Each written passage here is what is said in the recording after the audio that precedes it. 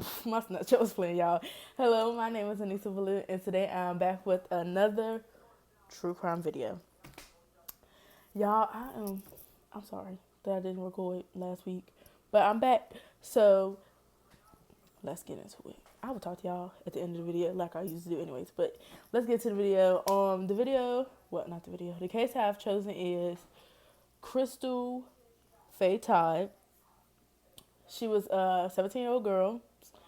So in 1991, she was a regular teenager, like every other teenager.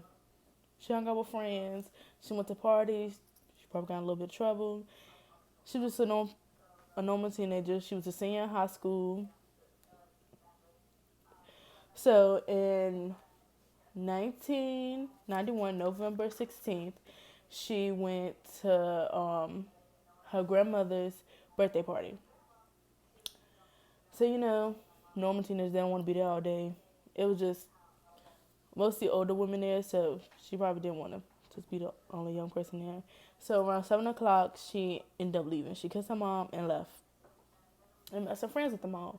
They walked and talked about what they wanted to do for the rest of the day because it was Saturday. So they wanted to plan something. So I guess her other friends, well, they ain't had nothing else to do. So she left with one of her friends and went to a party. They went to the party for a couple of hours, and around 11 o'clock, they ended up leaving, and she dropped her, the friend she was with, off at home, and went back to the mall, to meet the other friends back in the parking lot. And they talked some more, and she ended up leaving to go home because she had a curfew at 12 o'clock. So 12 o'clock hit, and Crystal was not home. So Bonnie, who was Crystal's mom, was worried because her daughter, when she's late, she usually calls. So she ended up staying up until 3 o'clock, and she got even worried. So she called the police, and the police told her that Crystal was probably still out with friends, and it's not uncommon that teenagers don't come straight home even if they have a curfew. And Bonnie kind of knew that something was up because Crystal usually called, or they had a good connection. So Bonnie already knew that's not like Crystal, and he told her just to wait it out some to see if her daughter comes home. So Bonnie hung up or whatever, and they got off the phone. Bonnie and Crystal had a good relationship, so she already knew. She knew that police officer was just giving her the runaround. Like, she knew her daughter like off the back of her hand. She was a single mom, and like, she knew her daughter. They probably was like best friends, so she knew her daughter would have called her, and her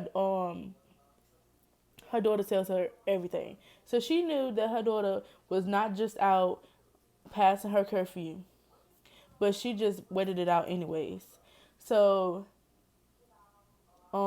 she ended up getting up early and riding around town looking for her daughter, and she came across her daughter's car parked in Conway Middle School parking lot.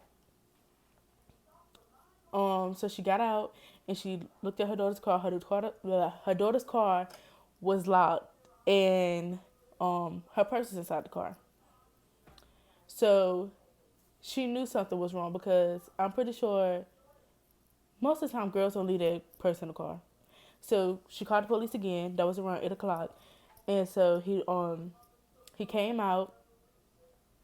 There was nothing he could really do but to write a report, and he told her the same stuff, that Crystal was probably still out with her friends, and that she was still out with her friends. Was still out with her friends, and she probably was asleep and just waited out. But Bonnie knew deep down that something was up, like that her daughter was missing or something was happening to her. Like, she knew it. And I'm pretty sure every mother has, like, can feel, I don't know, feel something, feel something's going on with their child. So she ended up going home or whatever, and the police weren't really doing nothing. They was just saying that she was still out with her friends. So two men was out ready to go hunting, and while they was getting their stuff out, they seen something in the distance, and so they walked over there. It was they seen something in the ditch, so they walked over there, and it was a female's body. It was a female's body, and so they didn't know who it was. So they called the police, and the police came. The girl had, her shirt was torn, it was pulled up, her bra was pulled up, her pants, her belt was unbuckled, her pants was pulled down, and she had slashes across her neck and stab wounds in her, well, slashes and stab wounds in her chest area and her stomach area. So they end up identifying the body as Crystal because of the ring she had on. It had her name inside. So they went and told Bonnie before anybody else could get to it and tell. And Bonnie broke down, y'all. Like, she broke down. And she asked, was they sure it was her? And they was like, yeah, because of the ring she had on. Like I said, she was a senior in high school, so, you know, the class ring. So Bonnie wasn't even worried about living anymore because, like I said, she was a single mom, and I'm pretty sure that was her only child. So they did an autopsy, and it came back that Crystal was raped. So y'all know she was stabbed and all that, and y'all know how her clothes were. So I'm pretty sure when they found a body like that, they always gotta do like a to check see if they was like sexual assault or shit or rape. But yeah, it came back that she was raped. So they called all her friends in, and they started talking to them because they thought that, well, most of the time, that the victim knew the killer. So they started talking to the friends, and most of the friends, because I'm pretty sure they was all girls, they was like that Crystal would not get in no car with somebody she did not know. So that kind of confirmed that the person that killed her had to know her because she not getting in no car with no random person. So Bonnie was not playing in this case. Like, she was like, y'all, but she was not playing. So she was getting impatient. She knew that they was trying to solve the case, but she was getting impatient. Like, she wanted to know who did this to her daughter. So Crystal's friends came in and tried to keep her mind off of it, like, calm her down, because they knew she was emotional. But one person that always tried to keep her mind off of it was Ken. Ken and Crystal was really close friends. Like, they grew up together, like, from little kids to almost grown. So Ken always came over and checked up on her and made sure she wasn't thinking about it. And Bonnie really liked the Ken because Bonnie didn't really like some of Crystal's friends, but she liked the Ken because he was a good boy. He had his family was good people, and he played football. He did like really good stuff in school. And then once they graduated high school, once he graduated high school, he became a full-time construction worker, and she was proud of him. Like she, she really knew him. Like she trusted him with Crystal, everything. So around that time in South Carolina, DNA. A whole lot of people didn't really know about DNA. So I think it was like they just got DNA testing in South Carolina, something like that. But so they got DNA from Ken. Ken was the first person they got DNA from. They tested 400 people, and Ken was the first person to give it to the police. So in February, cause then like around November, they didn't really. The police couldn't they couldn't get nothing. No, they couldn't get nothing like to help them. Like they couldn't figure out nothing. Like it wasn't going together. Like they was.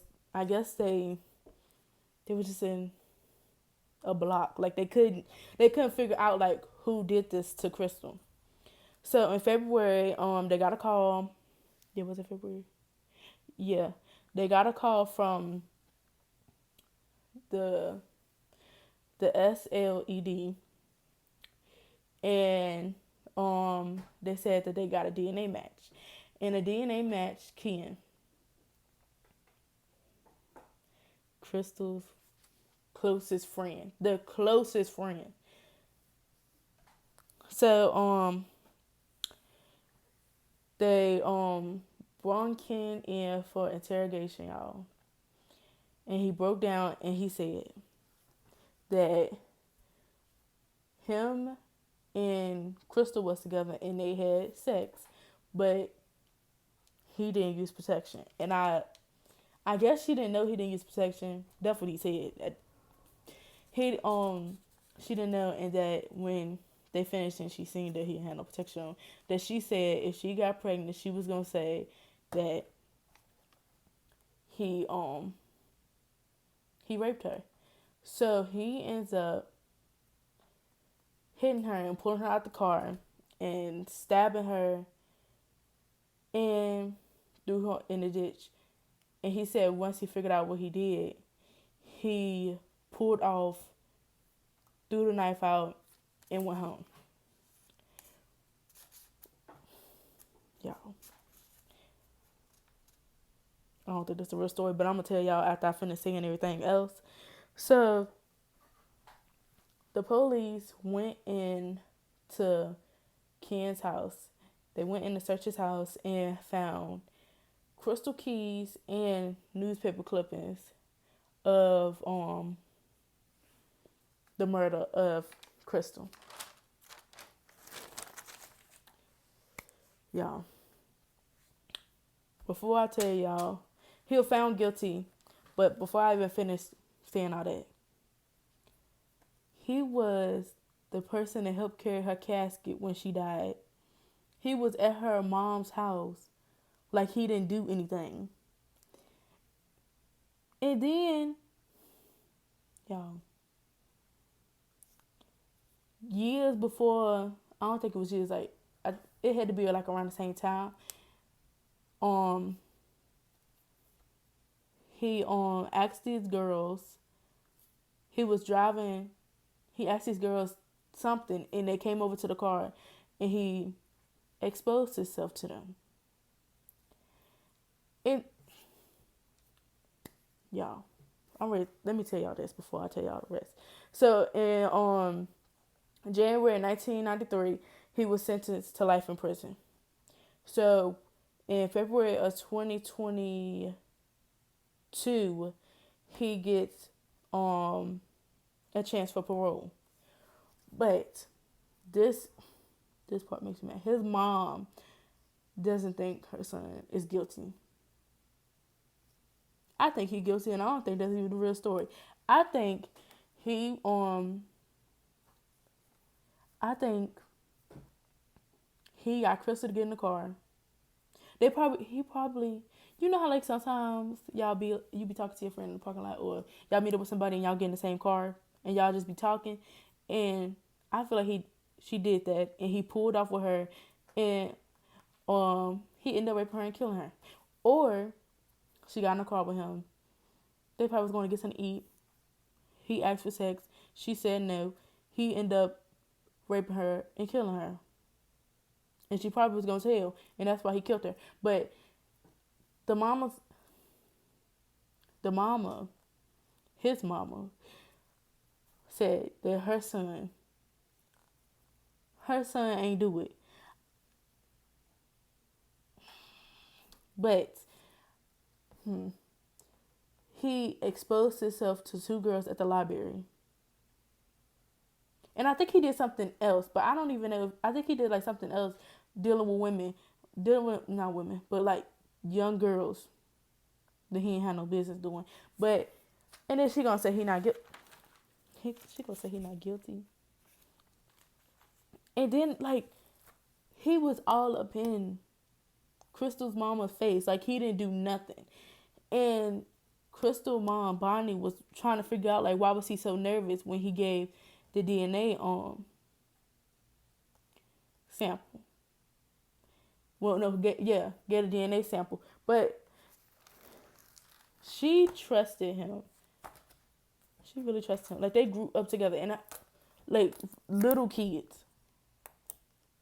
and he did something like that, and then he was the person that carried the casket and everything. Like,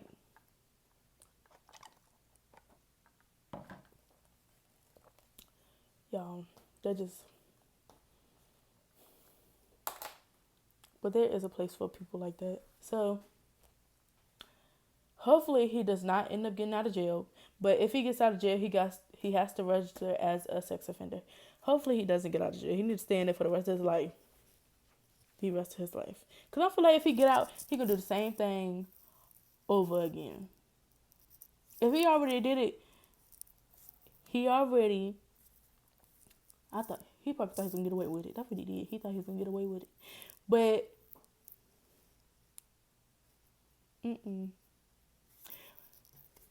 I feel like if he get out, he probably gonna do the same thing because he attempted it. He ain't try to kill the other people. He showed himself to 2 young girls, and then you raped and killed your best friend. Your best friend. And then you play like you ain't do nothing. He went to her mama's house every day. Almost every day. But anyways, y'all. Thanks for watching. Like, comment, subscribe. Leave me some comments, subscribe, like. Please. But this case, he just made me so mad. I really hope he does not get out of jail. But I will see y'all in my next video will be a true crime video. And then the one after that, it's going to be a vlog because I'm going to upload next week. And then a week after next is going to be my birthday vlog. So, stay tuned. I will talk to y'all and see y'all later.